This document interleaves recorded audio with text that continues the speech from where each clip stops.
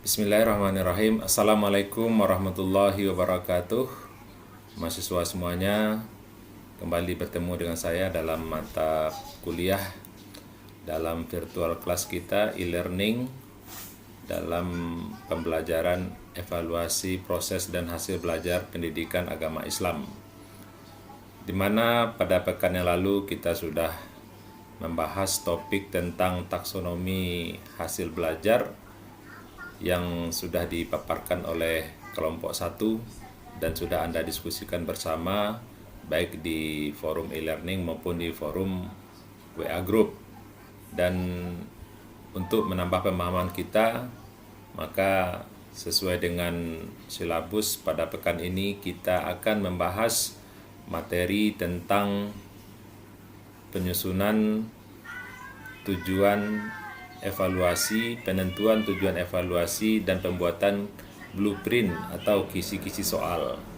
Untuk itu, marilah kita simak video ini sampai selesai untuk meningkatkan pemahaman kita dalam perkuliahan evaluasi proses dan hasil belajar ini. Baiklah, mahasiswa yang saya banggakan, dalam pengembangan bahan evaluasi dan penyusunan kisi-kisi dalam instrumen tes, ya, kita perlu membuat semacam kerangka blueprint atau dikenal juga dengan cetak biru, supaya kemudian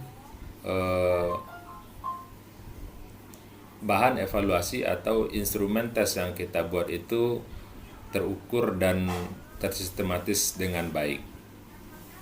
Baiklah, pada prinsipnya hal ini kemudian guru akan mendapatkan yang namanya bank soal. Ketika ia melakukan proses ini dengan baik, maka si guru atau pendidik akan mendapatkan bank soal, ya, artinya ia memiliki soal yang siap untuk diujikan, siap untuk diedarkan untuk anak didiknya sebagai bahan evaluasi dan bahan asesmen atau penilaian, kemudian pengukuran dalam ruang lingkup evaluasi itu sendiri. Secara umum, yang pertama, setiap pendidik harus menentukan atau melakukan penentuan tujuan dari tes. Ya. Apa tujuan tesnya? Maka tujuan evaluasi itu sebagaimana yang kita sampaikan pada pertemuan awal kuliah, ada tujuan formatif, ada tujuan sumatif, ada tujuan psikolog, ada tujuan penempatan, dan lain sebagainya. Ya, sehingga dengan tujuan evaluasi, tujuan tes yang jelas, maka kita akan memiliki arah penentuan tes atau alat evaluasi yang akan kita buat. Yang kedua, penyusunan kisi-kisi. Nah, ini sebagaimana yang menjadi topik kita pekan ini, penyusunan kisi-kisi atau blueprint itu sangat penting supaya soal yang kita jadikan sebagai alat untuk evaluasi tersebut memang terukur dan bisa ditelusuri kenapa muncul soal seperti itu. Kemudian teknik dalam penulisan soal. Nah, ini teknik dalam penulisan soal juga akan menjadi perhatian kita bersama supaya soal-soal yang ditulis tersebut betul-betul soal yang valid, yang reliable, yang tidak ambigu, yang tidak membingungkan, dan mudah dipahami oleh orang yang diuji. Kemudian setelah dilakukan pembuatan soal, kemudian diujikan, dan ya namanya penyempurnaan itu perlu proses, maka seorang pendidik juga akan mentelaah kembali dan melakukan perbaikan dalam evaluasi yang sudah dirancangnya. Kemudian perakitan, ya, perakitan dari kisi-kisi yang sudah dibuat itu untuk dijadikan soal. Kemudian uji coba, ya, uji coba tryout dari soal tersebut untuk kemudian dibuktikan validitas dan reliabilitasnya. Nah, kemudian dianalisis secara kuantitatif. Bagaimana secara kuantitatif soal yang kita ujikan tersebut, apakah memiliki data kuantitatif yang normal, memiliki analisis kuantitatif yang bagus, atau sebaliknya. Kemudian dari soal-soal yang sudah ada tersebut, kemudian diseleksilah soal yang layak untuk dikembangkan atau soal yang kemudian harus direkonstruksi kembali. Nah, kemudian bagaimana penyajian tes, ya, penyajian tes atau pelaksanaan evaluasi, ya, pelaksanaan evaluasi tersebut juga mesti menjadi perhatian agar evaluasi tersebut betul-betul terlaksana dengan baik. Kemudian pelaporan hasil ujian. Sebagai seorang guru, dia akan melaporkan hasil ujian tersebut yang bermanfaat untuk siswa itu sendiri, untuk orang tua atau wali murid, dan untuk pimpinan di sekolah, ya, atau untuk laporan administrasi sekolah. Kemudian bagaimana pemanfaatan hasil ujian tersebut, maka itulah ya bagian dari proses evaluasi yang kita laksanakan ketika saudara itu menjadi seorang pendidik atau menjadi seorang guru dalam mata pelajaran tertentu, khususnya dalam pendidikan agama Islam. Yang berikutnya, saudara, kita perhatikan apa itu kisi-kisi. Ya, apa itu kisi-kisi? Nah, secara sederhana kita artikan kisi-kisi itu adalah suatu format atau matriks yang memuat kriteria tentang soal-soal yang diperlukan atau yang hendak disusun. Ya. Kemudian format kisi-kisi bergantung kepada tujuan penggunaan tes. Ya. Jadi format atau matriks yang memuat kriteria tentang soal-soal yang diperlukan atau hendak disusun. Dan format tersebut ya disusun tergantung kepada tujuan penggunaan tes. Jadi kalau kisi-kisi untuk tes formatif, kisi-kisi untuk tes sumatif, kisi-kisi tes untuk penempatan, untuk tes psikologis itu akan berbeda penyusunannya. Kemudian bagaimana dilakukan juga yang namanya mendiagnostik, ya, tes prestasi belajar tersebut, ya, kemudian dilakukan seleksi dan dilakukan proses penempatan. Jadi di dalam kisi-kisi itu akan tersirat proses diagnosa dari pembelajaran siswa yang akan diuji, yang akan diukur, ya, sehingga dari kisi-kisi ini akan didapatkan nilai dari tes prestasi belajarnya, dan bisa dilakukan proses seleksi soal-soal yang memang layak, soal-soal yang memang seharusnya diujikan, dan bagaimana juga penempatan dari soal tersebut, apakah diurutkan di awal, di tengah, atau di akhir. Nah, dari situlah gambaran dari kegunaan kisi-kisi tersebut. Kemudian secara konkret kegunaan kisi-kisi yang berikutnya adalah yang pertama, sebagai panduan dan pedoman dalam penulisan soal yang hendak disusun. Ya, seorang guru tidak dibenarkan menulis soal hanya dengan perasaan. Tidak dianjurkan menulis soal dengan hanya dikira-kira saja. Tapi soal yang dibuat itu atau soal yang disusun tersebut memang memiliki pedoman. Nah, ketika seorang pendidik menyusun kisi-kisi, maka pada prinsipnya ia sudah memiliki pedoman dari soal yang akan diujikannya kepada siswa. Kegunaan yang kedua, penulis soal akan menghasilkan soal-soal yang sesuai dengan tujuan tes. Ya. Seorang guru, dalam hal ini penulis soal, akan mendapatkan soal-soal yang memang itu menjadi pembuktian tercapainya tujuan dari sebuah pembelajaran. Ya, misalnya dari tujuan tes hasil belajar atau tes prestasi belajar itu ingin melihat sejauh mana pemahaman siswa terhadap materi yang diberikan selama 3 kali pertemuan.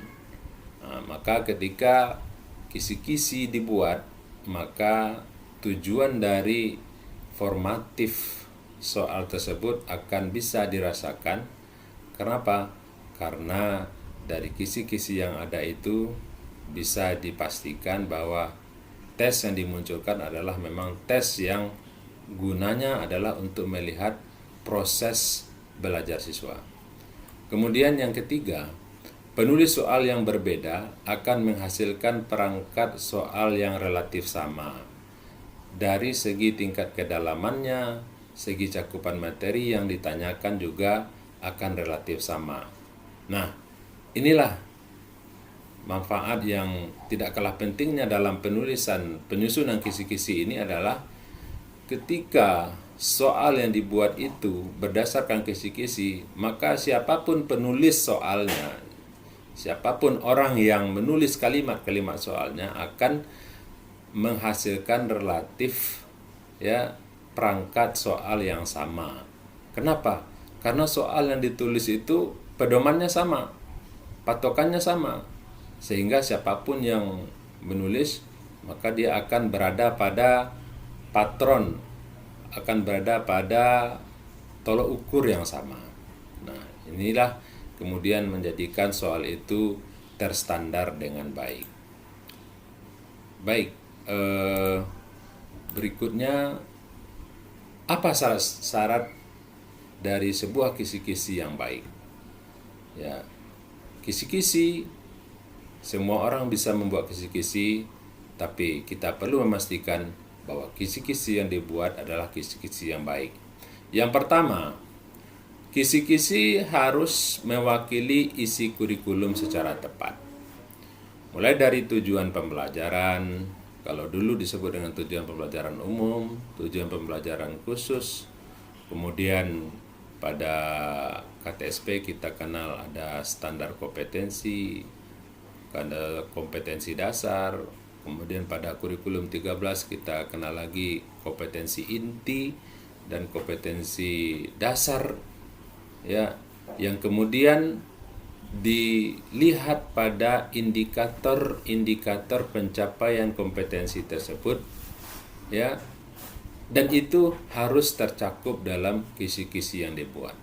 Jadi kisi-kisi merupakan representasi dari isi kurikulum secara tepat, sesuai dengan jenjang pendidikannya, sesuai dengan semesternya, sesuai dengan materi pelajarannya, dan lain sebagainya. Kemudian kisi-kisi yang baik haruslah jelas dan mudah dipahami komponen-komponennya, ya, sehingga siapapun yang menggunakan kisi-kisi tersebut dia akan dimudahkan dan lebih jelas bagaimana ia akan menyusun atau menulis soal yang akan dibuatnya. Kemudian kisi-kisi yang baik memiliki komponen-komponen yang rinci dan banyak tentunya. Artinya apa? Dengan membaca kisi-kisi tersebut, seseorang sudah memiliki patokan yang jelas soal apa yang akan ditulisnya. Dia tidak lagi meraba-raba, ya. Maka ada komponen-komponen dalam kisi-kisi itu harus lengkap, ya. Ada tujuan pembelajarannya, ada kompetensi dasarnya, ada pokok materinya, ada indikatornya, kemudian ada nomor soalnya. Nah, sehingga pada syarat yang keempat, dapatlah kisi-kisi yang baik itu, yaitu dapat dibuat soalnya. Artinya ketika sudah ditentukan di situ bahwa untuk tujuan pembelajaran, misalnya indikator dalam pendidikan agama, siswa dapat memahami iman kepada hari akhir. Maka untuk iman pada hari akhir ini, setelah disusun kisi-kisinya, jadilah dia item nomor 5. Maka dari item nomor 5 itu memang dapat dibuat kalimat soalnya, apakah itu pilihan ganda ataukah soal esai, objektif maupun subjektif. Ya, artinya apa? Kisi-kisi tidak boleh mentok hanya pada kisi-kisinya, tapi harus bisa di follow up menjadi soal yang bagus, soal yang siap untuk diujikan kepada siswa. Baik, berikutnya komponen kisi-kisi. Yang pertama, identitas. Ya, pada komponen identitas biasanya terletak pada bagian atas sebuah kisi-kisi, maka di situ harus disebutkan jenis sekolah. Misalnya Anda mengajar di SD, SMP atau SMA, atau Anda mengajar di madrasah ibtidaiyah, madrasah sanawiyah atau madrasah aliyah. Kemudian disebutkan, dicantumkan mata pelajarannya, apakah pendidikan agama atau mata pelajaran SKI, mata pelajaran bahasa Arab, Al-Quran, hadis, ya. Kemudian kurikulum tahun berapa? Tahun 2013, ya. Kalau sekarang makanya kurikulum tahun 2013, misalnya di sini contohnya 2006. Alokasi waktu yang dibutuhkan untuk pelaksanaan tes tersebut, misalnya 120 menit, 90 menit dengan beberapa soal, maka dibuatkanlah berapa jumlah soalnya. Kemudian tahun ajarannya jangan lupa, tahun ajaran kalau sekarang 2020-2021, dulu 2013-2014. Baik, kemudian komponen kisi-kisi pada matriks ini di bawah identitas. Di bawah identitas itu ada matrik, ada 6 kolom yang kita butuhkan di sini. Kolom yang paling pinggir sebelah kiri itu nomor urut. Kemudian kolom sesudahnya nomor 2 kompetensi dasar. Kemudian kolom berikutnya bahan kelas atau ya bahan untuk kelas berapa. Misalnya kita mengajar di kelas 7, kelas 8 atau kelas 9. Kemudian apa materinya? Materi untuk kompetensi dasar tersebut apa materinya? Kemudian indikator ketercapaian, ya, ketercapaian tujuan pembelajaran tersebut apa indikatornya, ya. Pada kolom berikutnya, kemudian pada kolom paling kanan itu berapa nomor soalnya, ya.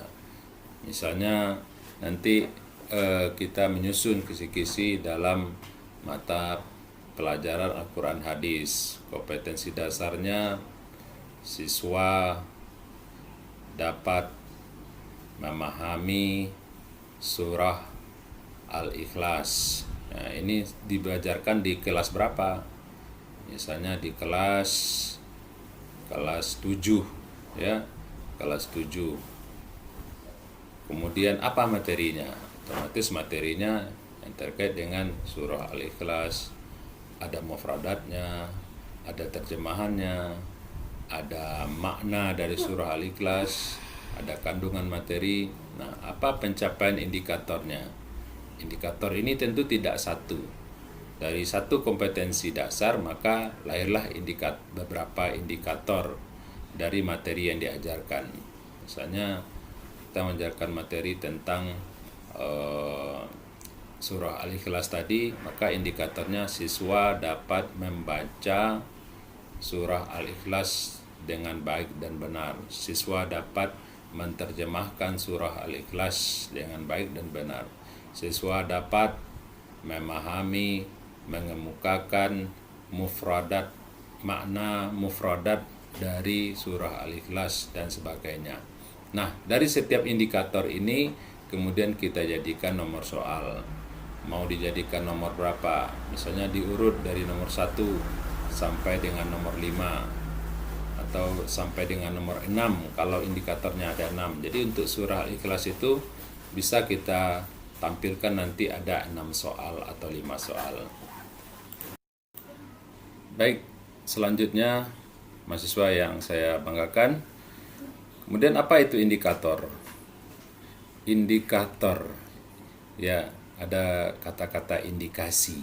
Ya, pada prinsipnya indikator itu adalah sebuah rumusan, ya, untuk menunjukkan pemahaman siswa atau pencapaian tujuan pembelajaran siswa, ya, yang memang sudah dirumuskan oleh para ahli pendidikan, di mana kalimat indikator itu menggunakan kata kerja operasional sebagaimana yang sudah Anda bicarakan, diskusikan pada pertemuan yang lalu, bagaimana kata-kata kerja operasional dalam taksonomi Bloom, ya, baik dalam ranah kognitif, afektif maupun psikomotor.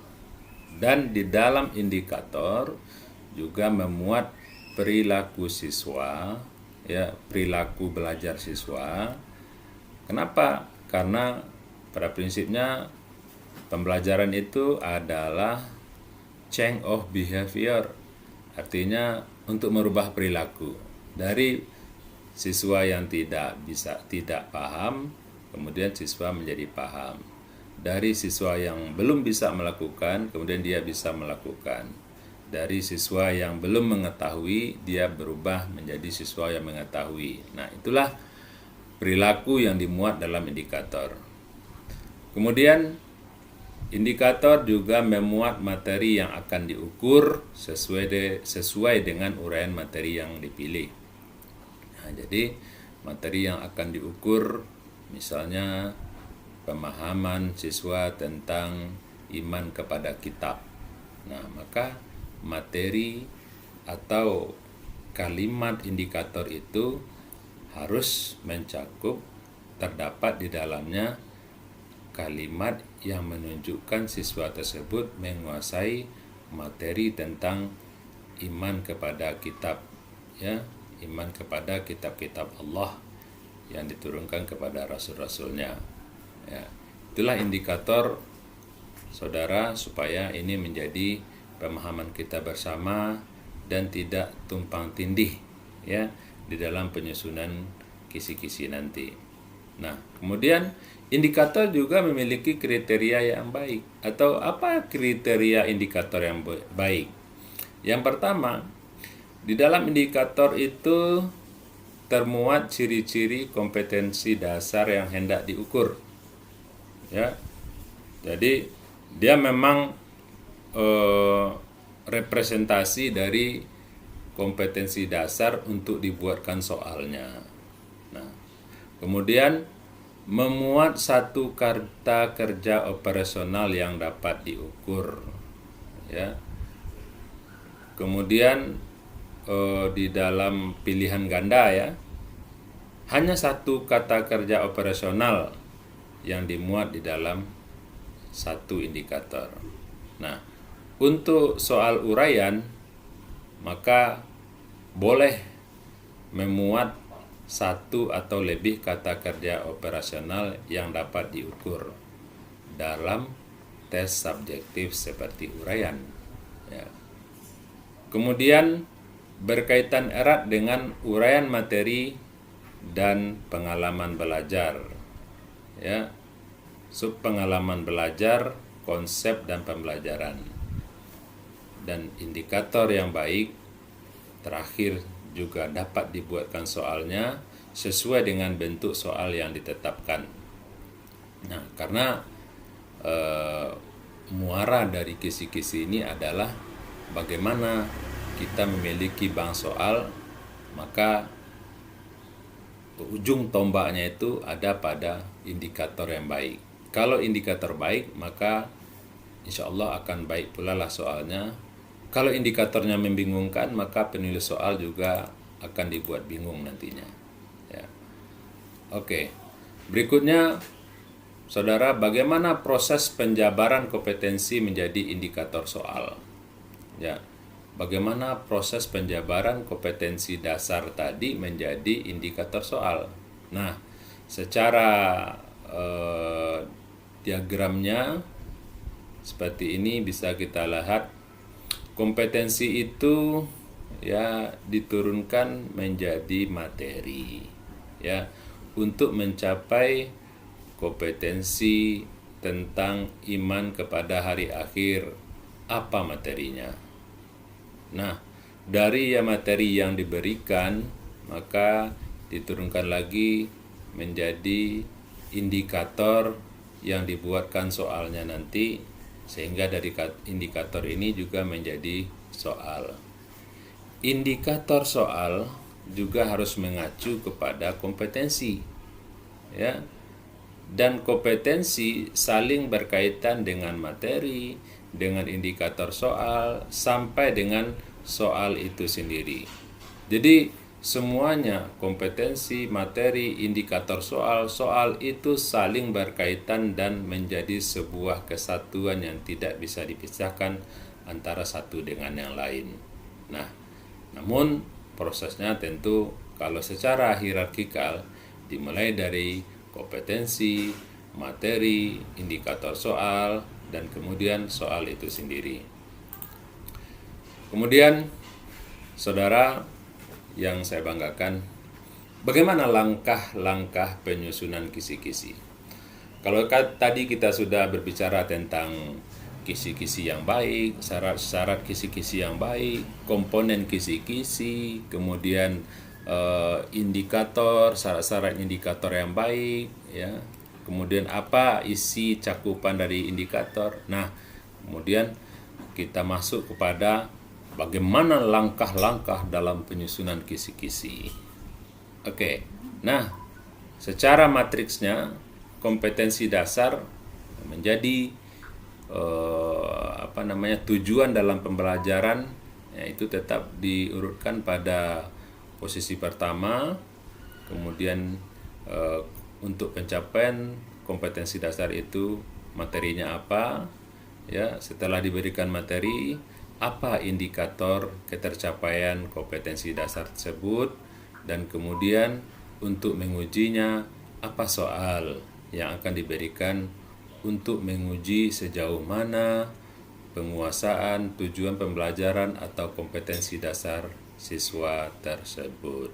Nah, itu secara umum langkah-langkah penyusunan kisi-kisi. Baik, kemudian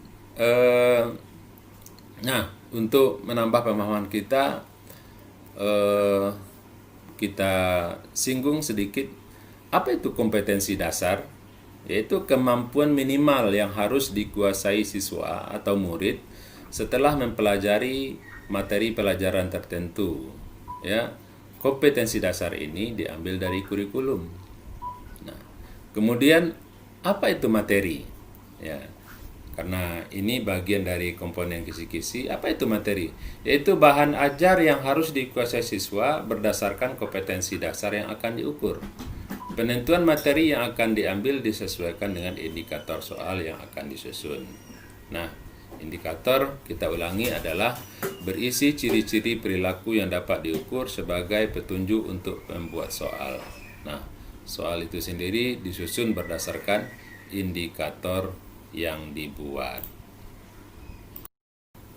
Mahasiswa yang saya banggakan, berikutnya kita coba melihat beberapa contoh, ya, contoh singkat dari kisi-kisi penulisan soal tes hasil belajar, ya.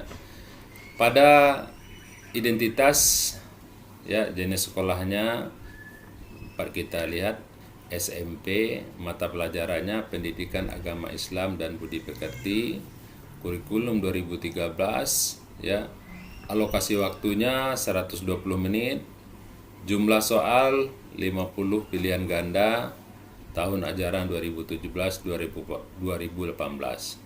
Nah, contoh, karena ini contoh, jadi hanya representasi perwakilan beberapa satu kompetensi dasar saja untuk beberapa indikator sekaligus kemudian menjadi nomor soalnya.